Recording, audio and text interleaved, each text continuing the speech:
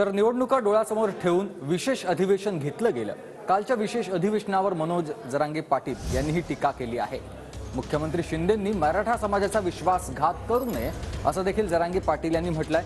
तर मराठा आरक्षणाचा ज्वलंत मुद्दा असताना सरकार निवडणुका घेऊ शकत नाही असं देखील जरांगे पाटील म्हणतात। निवडणूक डोळ्यासमोर ठेवून केलं, पण त्यांना आता रात्रीहून लक्षात आलं असेल की मराठा बदललाय, 100% बदललाय। आणि खरंच ते शहाणे असतील तर त्यांनी आता कालच्या मॅटरवरून तरी ओळखून घ्यावं मराठा खरोखर बदललाय आणि सगळ्या सोयरीची अंमलबजावणी त्यांनी करावी।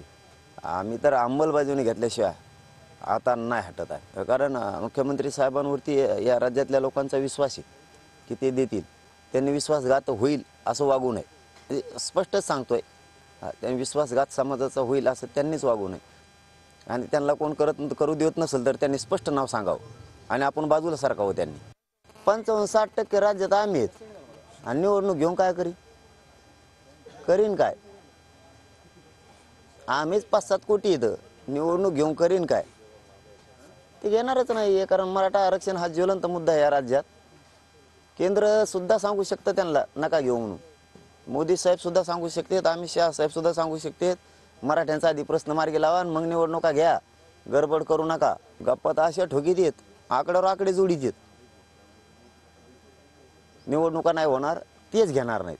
आम्ही कुठं म्हणतो नाही होणार, तेच घेणार नाही।